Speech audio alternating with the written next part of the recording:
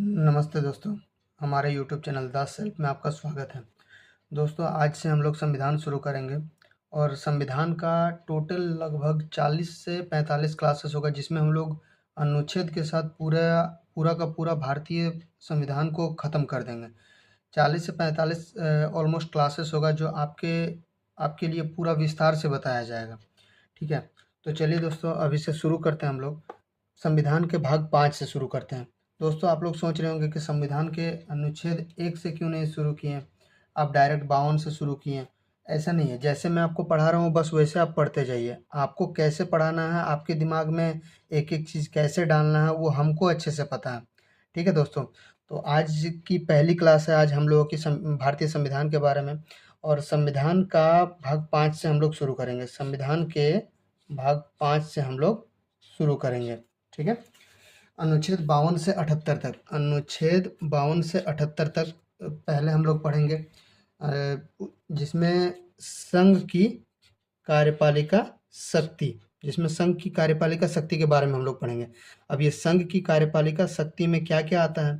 पहले तो राष्ट्रपति आता है, फिर आता है उपराष्ट्रपति, फिर आता है मंत्रिपरिषद, फिर आता है महान्यायवादी, उसके बाद आता है कैग। ठीक है, अब राष्ट्रपति का अनुच्छेद कितने अनुच्छेद में उल्लेख किया गया है? राष्ट्रपति का अनुच्छेद 52 में बताया गया है। उपराष्ट्रपति को अनुच्छेद 63 में बताया गया है।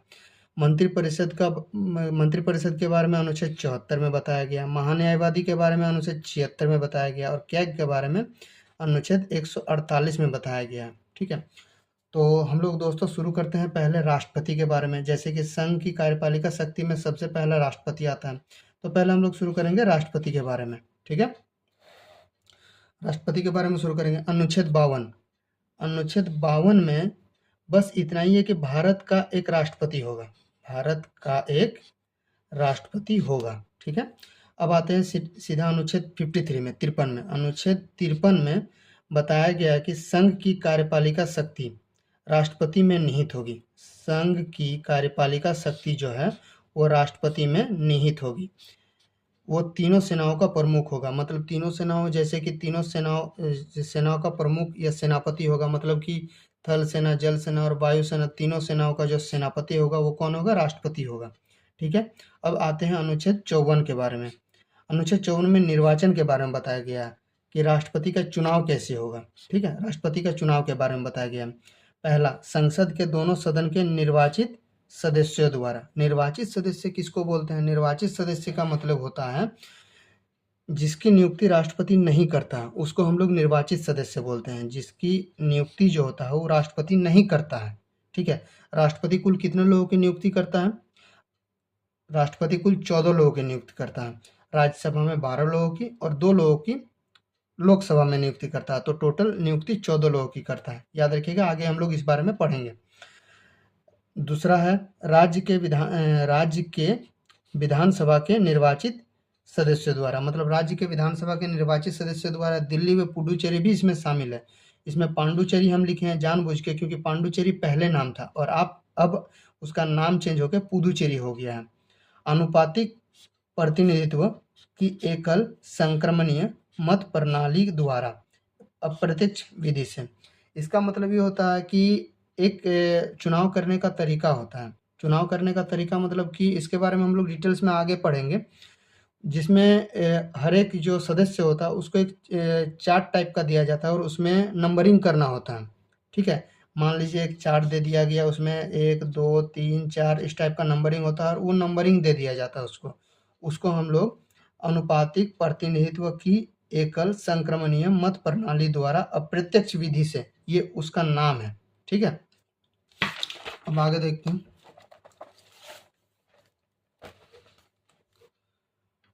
अब अनुच्छेद 55 में,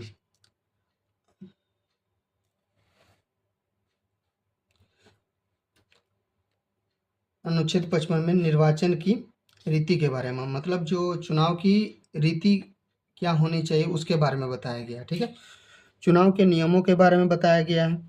चुनाव के नियमों के बारे में अनुच्छेद 55 में बस चुनाव के नियमों के बारे में ही बताया गया है।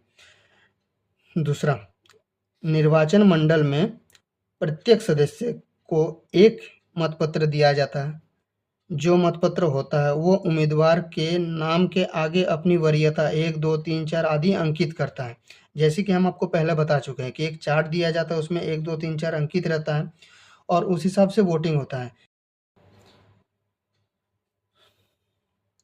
जिस उम्मीदवार का मत ज़्यादा होता है उसे निर्वाचित घोषित कर दिया जाता है और जिसका मत कम होता है उसका रद्द कर दिया जाता है। मतलब कि इसमें 4 सदस्य हुए, 4 सदस्यों में किसी सदस्य का 500 आया, किसी का 300 आया, किसी का 200 आया और किसी का 100 आया, ठीक है। 4 सदस्यों में से चारों का अलग-अलग वोट आया, तो जिसमें सबसे कम वोट जिसका रहेगा, जिसका 100 वोट रहेगा, उसको हटा दिया जाएगा और उसका मत को रद्द कर दिया जाएगा। तो बचा कौन? 3। और इसी तरह इस तीनों में भी वोटिंग होगा। अब इस तीनों में जो वोटिंग होगा, इस तीनों में से जिसमें सबसे कम आएगा उसको हटा दिया जाएगा और उसके बाद बचा कौन? 2। तो अब दोनों के बीच में जिसका ज़्यादा आएगा वही जीतेगा और उसी को राष्ट्रपति घोषित कर दिया जाएगा, ठीक है। उसी को राष्ट्रपति घोषित कर दिया जाता है। यह प्रक्रिया तब तक अपनाया जाता है जब तक कोई उम्मीदवार निर्धारित मत ना प्राप्त कर ले, ठीक है। राष्ट्रपति के चुनाव से संबंधित सभी विवाद, जांच व फैसले उच्चतम न्यायालय में ही होते हैं। मतलब राष्ट्रपति का चुनाव का जो भी काम होगा, टोटल काम उच्चतम न्यायालय से ही किया जाएगा इस और उसका फैसला ही अंतिम माना जाएगा और जो सुप्रीम कोर्ट का फैसला होगा वो सुप्रीम कोर्ट का फैसला ही अंतिम माना जाएगा, ठीक है। यदि उच्चतम न्यायालय के द्वारा किसी व्यक्ति के रूप में नियुक्त को अवैध घोषित किया जाता है, मान लीजिए कि उच्चतम न्यायालय किसी व्यक्ति के रूप में उसकी नियुक्ति को अवैध घोषित कर दिया गया, ठीक है। उसकी नियुक्ति जो था उसकी नियुक्ति को अवैध घोषित कर दिया, तो सुप्रीम कोर्ट, एससी मतलब सुप्रीम कोर्ट, हम आपको बता देते हैं, आपको आगे भी एससी लिखा हुआ मिलेगा। एससी का मतलब सुप्रीम कोर्ट। सुप्रीम कोर्ट की घोषणा से पूर्व उसके द्वारा किए गए कार्य अवैध नहीं माने जाएंगे। मतलब अगर जब तक सुप्रीम कोर्ट घोषणा ना कर दे तब तक वो जो भी कार्य करेगा वो अवैध नहीं माना जाएगा, ठीक है।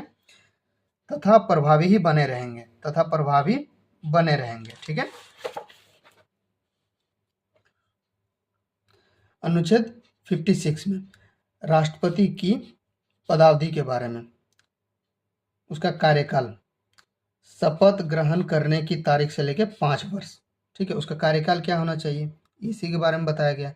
इससे पहले वो उपराष्ट्रपति को त्यागपत्र देकर हट सकता है, ठीक है। तीसरा, संविधान उल्लंघन पर महाभियोग द्वारा हटाया जाता है, महाभियोग के द्वारा। ये बहुत इंपॉर्टेंट है, इसको ध्यान रखिएगा।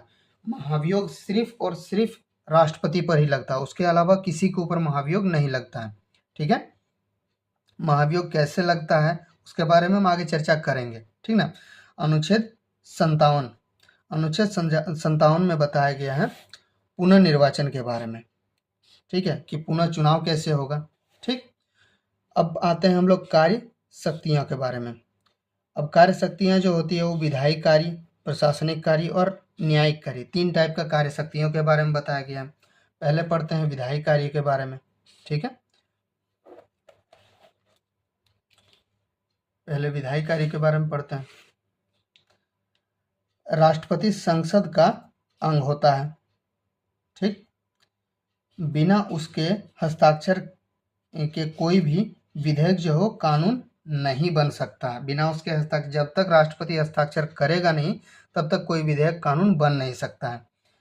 राष्ट्रपति जो है वो संसद के प्रत्येक सत्र को आहूत एवं छात्रभाषण कर सकता है। यह अनुच्छेद 85 में बताया गया है, इसको याद रखिएगा। राष्ट्रपति संसद के प्रत्येक सत्र को, मतलब लोकसभा और राज्यसभा को, वो आहूत और छात्रभाषण कर सकता है, ठीक है।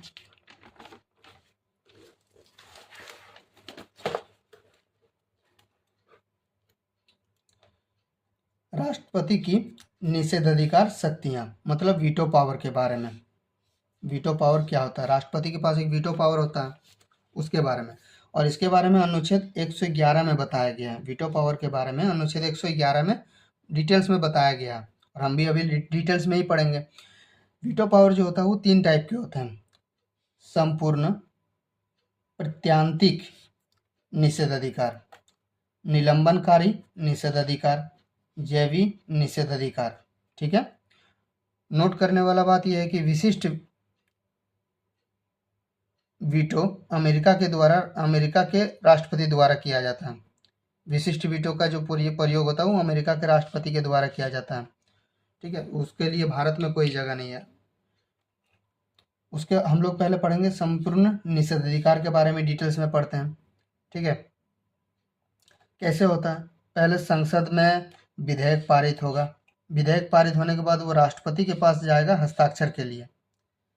हस्ताक्षर करने से वो मना कर दिया। राष्ट्रपति के पास जब गया तो वो हस्ताक्षर करने से पूरी तरह मना कर दिया। हस्ताक्षर करने से वो मना कर दिया। वहाँ पे क्या होगा? विधेयक पूरी तरह से समाप्त हो जाएगा। अब कानून बन ही नहीं सकता, पूरी तरह से समाप्त हो जाएगा। कानून बनने का सवाल ही पैदा नहीं होता। अब पढ़ते हैं निलंबनकारी निषेधाधिकार के बारे में। प्रोसेस वही रहेगा, संसद में जाएगा, संसद में विधेयक पारित होगा। विधेयक पारित होगा होने के बाद राष्ट्रपति के पास जाएगा। राष्ट्रपति के पास जैसे ही जाएगा वो पुनर्विचार के लिए वापस भेज देगा। राष्ट्रपति जो है, राष्ट्रपति हस्ताक्षर करने से पहले पुनर्विचार के लिए वापस भेज दिया और क्या हुआ? संसद ने उसे फिर से पारित कर दिया। फिर से पारित कर, तब क्या होगा? राष्ट्रपति जो है वो हस्ताक्षर करने के लिए वो बाध्य होगा। मतलब कि संसद विधेयक पारित करता है, हस्ताक्षर के लिए भेजता है। अब राष्ट्रपति जो वो हस्ताक्षर करने से पहले उसको कुछ लगता है कि इसमें कुछ चेंजेस होने चाहिए, तो वो पुनर्विचार के लिए वापस भेज देता है संसद के पास में। अब संसद क्या किया? उसको फिर से पास कर दिया। ठीक है, फिर से पारित कर दिया। अब फिर से जब पारित करके राष्ट्रपति के पास हस्ताक्षर के लिए जाएगा तो राष्ट्रपति उसको हस्ताक्षर करना ही पड़ेगा। राष्ट्रपति के पास और कोई ऑप्शन नहीं रहेगा। ठीक है, नोट करने वाली बात क्या है? क्योंकि इस प्रक्रिया में विधेयक कानून बनने से कुछ समय के लिए रोक दिया जाता है, इसीलिए इसको निषेधाधिकार, निलंबनकारी निषेधाधिकार कहते हैं। देखिए, संसद के पास आया, संसद से विधेयक पारित हुआ, राष्ट्रपति के पास गया, राष्ट्रपति उसको फिर से संसद के पास भेजा, फिर विधेयक पारित हुआ, उसके बाद राष्ट्रपति हस्ताक्षर किया। इससे थोड़ा सा टाइम लग जाता है विधेयक बनने में।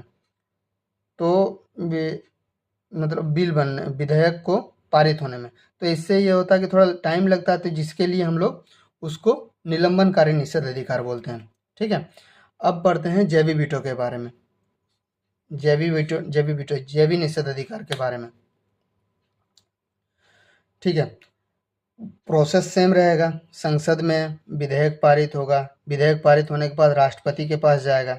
अब राष्ट्रपति यहाँ पे खेला खेलता है कि राष्ट्रपति ना तो हस्ताक्षर करेगा और ना ही पुनर्विचार के लिए वापस भेजेगा। वो अनिश्चित काल के लिए ही, मतलब जब तक उसका मन करेगा वो अपने पास उसको सुरक्षित रख लेगा। ठीक है, जब तक उसका मन करेगा, उसके लिए कोई उससे क्वेश्चन भी नहीं कर सकता कि आप क्यों रखे हैं, किस लिए रखे हैं। नहीं, राष्ट्रपति जब तक चाहे उसको अपने पास रख सकता है। नोट, 1986 में तत्कालिक राष्ट्रपति ज्ञानी गेल सिंह, अब ज्ञानी गेल सिंह उसका नाम था, लेकिन ज्ञानी जेल सिंह के नाम से वो प्रसिद्ध है, ज्ञानी जेल सिंह के नाम से। तो ज्ञानी जेल सिंह ने डाक संशोधन जो था उसको उस समय डाक संशोधन के टाइम पे जेबी वीटो का प्रयोग किया था और उसको अपने पास रख लिया था। ठीक है, ज्ञानी जेल सिंह को एक अनपढ़ राष्ट्रपति भी कहते हैं।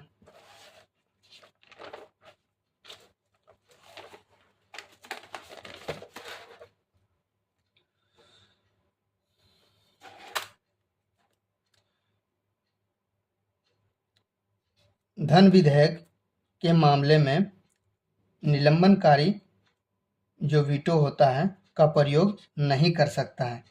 या तो स्वीकृति देनी होगी या तो रोककर अपने पास रखना पड़ेगा। मतलब जो धन विधेयक होता है ना, उस धन विधेयक में वो निलंबनकारी देर नहीं कर सकता है। जैसे कि पुनर्विचार के लिए भेज दिया था, फिर संसद में बिल पारित होता है, फिर राष्ट्रपति पास जाता है, नहीं, वैसा नहीं। धन विधेयक में एकमात्र धन विधेयक ही ऐसा होता है, उस समय वो या तो उसको पूरी तरह से मना कर दे या तो उसको अनिश्चित काल के लिए अपने पास रख ले। उसके अलावा वो निलंबनकारी वीटो का प्रयोग नहीं कर सकता है। अध्यादेश जारी करना। अब आते हैं अध्यादेश जारी करना में। अनुच्छेद 123, अनुच्छेद 123 में अध्यादेश जारी करने के बारे में बताया गया है। ठीक है, यदि संसद का कोई एक सदन, दोनों सदन, एक सदन या दोनों सदन सत्र पर नहीं हो, ठीक है, और कोई कानून तत्काल लागू करना हो। कुछ इमरजेंसी आ जाता है जिसमें कानून लागू करना हो, तो राष्ट्रपति एक अध्यादेश के माध्यम से कानून लागू कर सकता है। मतलब अगर दोनों सत्र, जो लोकसभा और राज्यसभा, जो संसद के दोनों सत्र हैं, सदन हैं, अगर दोनों में से कोई एक हो या दोनों में से कोई भी नहीं हो, तो और इमरजेंसी कुछ आ जाए तो राष्ट्रपति अकेले ही अध्यादेश जारी कर सकता है, लेकिन वो परमानेंट नहीं होगा, टेम्पोररी होगा। जारी किए जाने के पश्चात बैठक के 6 सप्ताह के भीतर सहमति प्राप्त करनी होगी, अन्यथा वो रद्द हो जाएगा। ठीक है। सत्र, एक सत्र से दूसरे सत्र, 2 सत्र के बीच में अधिकतम 6 महीना का अंतराल होता है, गैप होता है 6 महीना का 2 सत्र के बीच में। इसीलिए अध्यादेश की अधिकतम अवधि जो होती है वो 6 महीना प्लस इसको यहाँ जो 6 सप्ताह मिला उसको भी जोड़ देते हैं, तो टोटल 7.5 महीना होता है। ठीक है।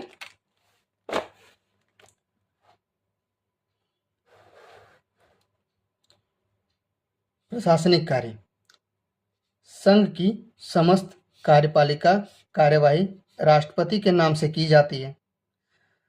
समस्त अंतर्राष्ट्रीय समझौते एवं संधियां भी राष्ट्रपति के नाम से ही की जाती है। अनुच्छेद 356 के अंतर्गत किसी भी राज्य में राष्ट्रपति शासन भी लागू कर सकता है। अनुच्छेद 356 के अंतर्गत याद रखिएगा। संघ स्तर के महत्वपूर्ण पदों की नियुक्ति भी राष्ट्रपति ही करता है। जैसे कौन कौन से पद हैं? महान्यायवादी का पद, कैग का पद, सुप्रीम कोर्ट का न्यायाधीश, यूपीएससी का अध्यक्ष, निर्वाचित आयोग सदस्य, वित्त आयोग सदस्य, ठीक है, राष्ट्र स्तर के अन्य आयोग, तीनों सेनाओं का अध्यक्ष, विदेश में भारत के राजदूत व उच्च आयुक्त, उसके अलावा केंद्रीय विश्वविद्यालय के कुलपति, मतलब जो सेंट्रल गवर्नमेंट का कॉलेज होता है उसका जो प्रिंसिपल होता है उसका भी। राज्य के राज्यपालों की नियुक्ति भी राष्ट्रपति ही करता है। प्रधानमंत्री की नियुक्ति भी राष्ट्रपति ही करता है और प्रधानमंत्री व उसकी मंत्रिपरिषद आदि की नियुक्ति भी राष्ट्रपति द्वारा ही की जाती है।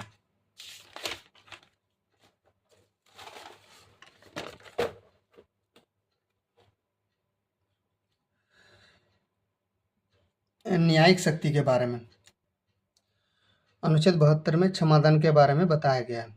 राष्ट्रपति किसी भी दंड को माफ कर सकता है, क्षमा कर सकता है, परिहार कर सकता है, लघुकरण कर सकता है, निलंबित कर सकता है।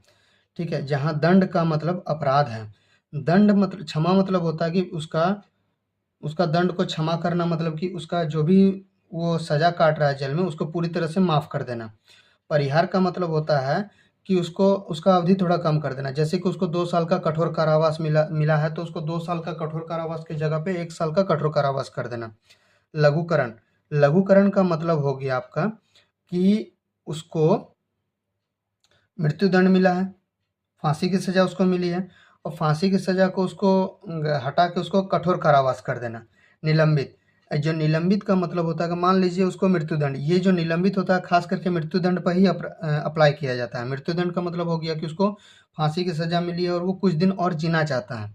ठीक है। फांसी तो उसको होना ही है लेकिन कुछ दिन बाद होगा। ठीक है। इसीलिए निलंबित, उसको निलंबित कर सकता है। ठीक है। अनुच्छेद 143 में सलाहकारी शक्तियों के बारे में बताया गया है। ठीक है। इसमें बताया गया है कि राष्ट्रपति सुप्रीम कोर्ट राष्ट्रपति से सलाह मांग सकता है। ठीक है। लेकिन कोई बाध्यता नहीं है। जैसे कि सुप्रीम कोर्ट ने राष्ट्रपति से सलाह मांगा और राष्ट्रपति ने उसको सलाह दिया, तो ये सुप्रीम कोर्ट के ऊपर डिपेंड करता है कि वो सलाह, राष्ट्रपति द्वारा दिए गए सलाह को वो अपने पास अप्लाई करेगा, अपने पास उसका यूज़ करना है कि नहीं करना है, और नहीं तो उसको जो राष्ट्रपति जो सुप्रीम कोर्ट का मन करे वो अपने हिसाब से काम कर सकता है। मतलब वो बाध्यता नहीं है। ठीक है। अनुच्छेद 61 में बताया गया है राष्ट्रपति पर महाभियोग के बारे में। अब महाभियोग कैसे लगता है? ठीक है। आपको तो पहले ही हम बता चुके हैं कि महाभियोग सिर्फ और सिर्फ राष्ट्रपति के ऊपर लगता है। अब लगता कैसे है? संसद के किसी भी सदन में कम से कम 1/4 सदस्य द्वारा संविधान उल्लंघन का आरोप लगाया जाएगा। किसी भी सदन में होगा, चाहे वो लोकसभा में भी हो सकता है और राज्यसभा में भी हो सकता है। 1/4 सदस्यों द्वारा संविधान उल्लंघन का आरोप लगाया जाएगा। उसके बाद 14 दिन तक कोई भी कार्रवाई नहीं की जाएगी। 14 दिन तक कुछ नहीं किया जाएगा, जैसे सब कुछ बंद रहेगा। यदि उस सदन में 2/3 बहुमत से प्रस्ताव पारित कर दिया तो उसे दूसरे सदन में भेज दिया जाता है। जो भी सदन में शुरू होगा, जो महाभियोग लगाने का 1/4 प्रस्ताव पारित करेगा, उसके जो भी सदन में हो, चाहे वो लोकसभा में हो या राज्यसभा में हो, अगर लोकसभा में हुआ तो उसको 2/3 प्रस्ताव बहुमत से प्रस्ताव पारित करके उसको दूसरे सदन में भेज दिया जाएगा। ठीक है। दूसरे सदन में राष्ट्रपति को सफाई पेश करने का मौका दिया जाएगा। ठीक है, दूसरे सदन में दिया जाता है मौका। पहले सदन में लागू हुआ, बहुमत से पास हुआ, दूसरे सदन में भेजा, उसके बाद दूसरे सदन में राष्ट्रपति को मौका दिया गया अपने सफाई पेश करने का। अगर वो सफाई में सब कुछ सही बोलता है और उस पर कोई आरोप नहीं लगता तो राष्ट्रपति महाभियोग राष्ट्रपति पर नहीं लगेगा, और अगर वो अपनी सफाई पेश नहीं कर पाता है तो महाभियोग लग जाएगा राष्ट्रपति के ऊपर और उसको अपने पद से इस्तीफा देना पड़ेगा। ठीक है, हम आपको बता चुके हैं कि महाभियोग सिर्फ राष्ट्रपति पर ही लगाया जाता है। महाभियोग का आरोप संसद के किसी भी सदन में प्रारंभ हो सकता है। ठीक है, संसद के दोनों सदनों में नामांकित सदस्य जिन्होंने राष्ट्रपति के चुनाव में भाग नहीं लिया था वो भी इस महाभियोग में भाग ले सकते हैं। ठीक है, राज्य विधानसभाओं के निर्वाचित सदस्य दिल्ली, पुडुचेरी केंद्र शासित राज्य विधानसभाओं के सदस्य इस महाभियोग प्रस्ताव में भाग नहीं ले सकते हैं जिन्होंने राष्ट्रपति के चुनाव में भाग लिया था। ठीक है, अब अनुच्छेद 58 के बारे में बताया गया, योग्यता के बारे में। राष्ट्रपति का योग्यता क्या होना चाहिए? वो भारत का नागरिक हो, 35 वर्ष की आयु हो और लोकसभा का सदस्य बनने योग्य हो।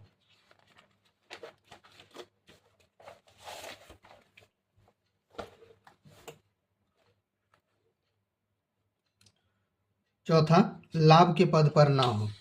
अब ये लाभ का पद है क्या? लाभ के पद के बारे में संविधान में कोई उल्लेख नहीं किया गया है।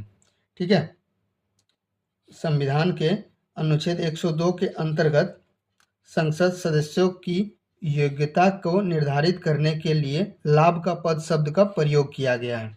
ठीक है, परंतु संविधान में परिभाषित नहीं किया गया है इसके बारे में।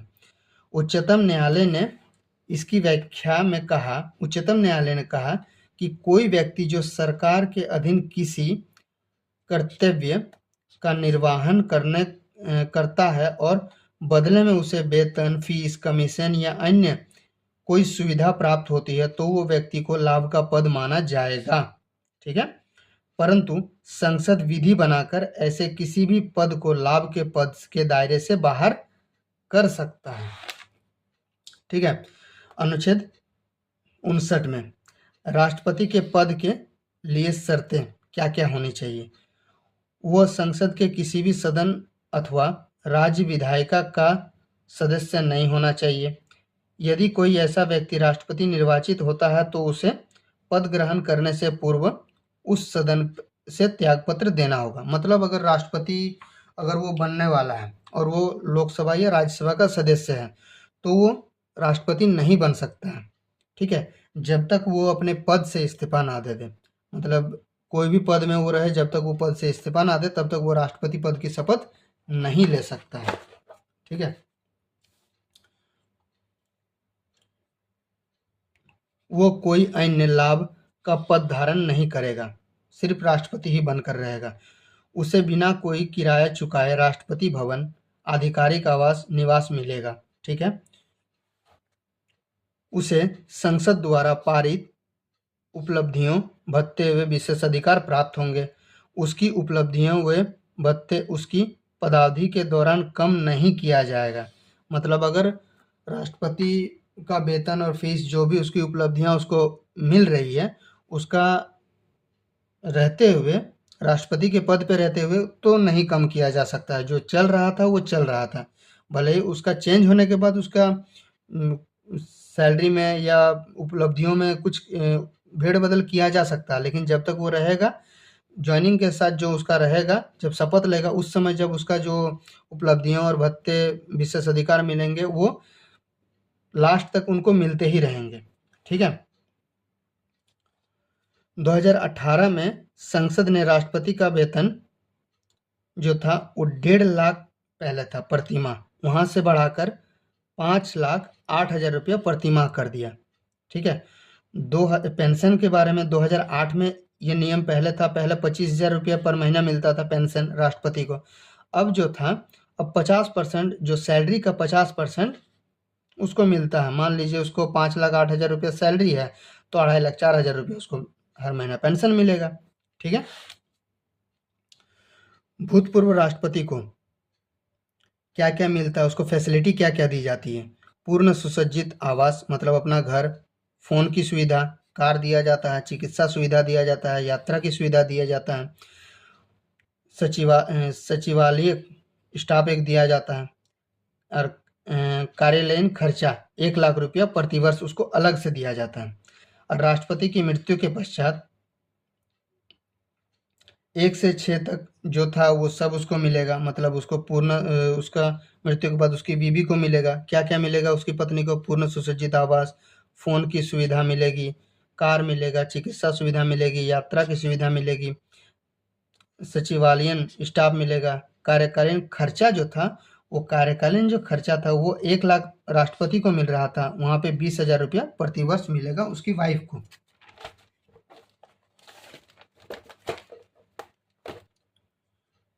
अनुच्छेद 60 के बारे में। अनुच्छेद 60 में राष्ट्रपति द्वारा शपथ या प्रतिज्ञा के बारे में बताया गया है। राष्ट्रपति शपथ क्या लेता है?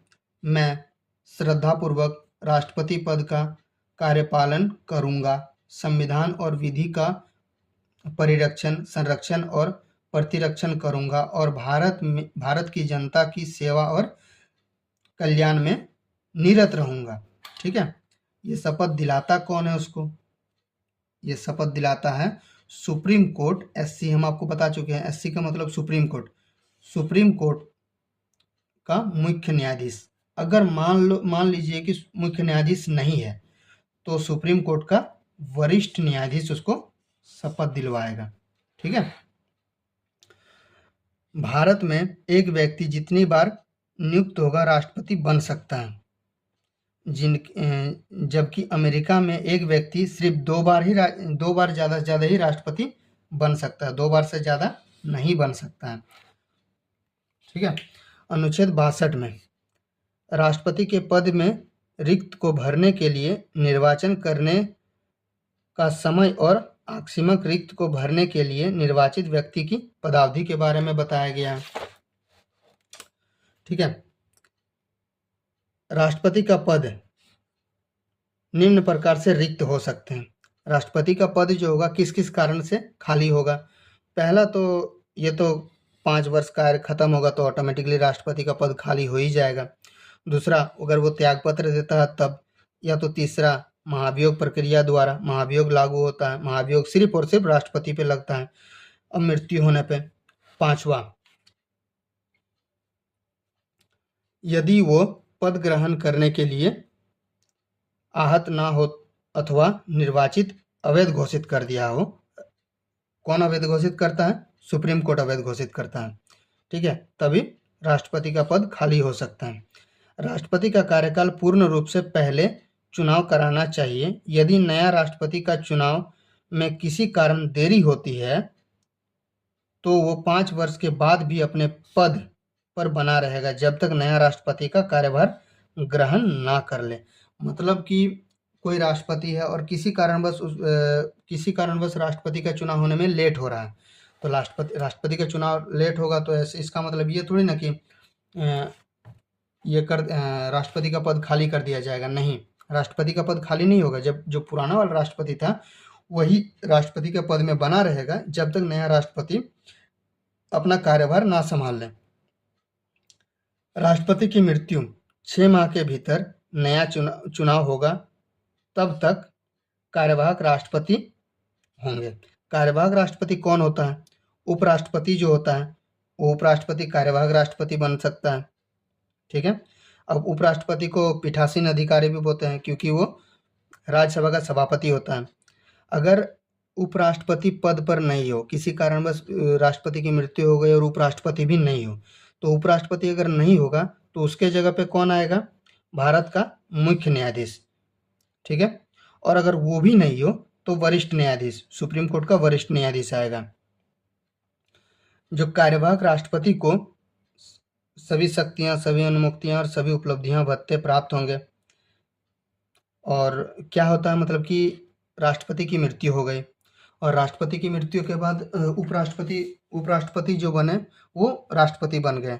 तो इसका मतलब ये नहीं कि उपराष्ट्रपति को जो पेंशन उपलब्धियां और शक्तियां जो प्राप्त थी उपराष्ट्रपति को, वो उपराष्ट्रपति वाला ही मिलेगा। नहीं, अगर उपराष्ट्रपति कार्यवाहक राष्ट्रपति के रूप में आता है राष्ट्रपति की मृत्यु के बाद, तो उसको जो राष्ट्रपति के द्वारा जो उसको पेंशन, सैलरी, जो भी उसको फैसिलिटी वगैरह मिल रहा था राष्ट्रपति को, वो सारे के सारे फैसिलिटी उपराष्ट्रपति को मिलेगा। मतलब राष्ट्रपति के पद पर जो रहेगा, जो व्यक्ति रहेगा, उसको वो सारी सुविधा मिलेगी, चाहे वो उपराष्ट्रपति हो, चाहे वो भारत का मुख्य न्यायाधीश हो, या चाहे वो भारत का वरिष्ठ न्यायाधीश हो।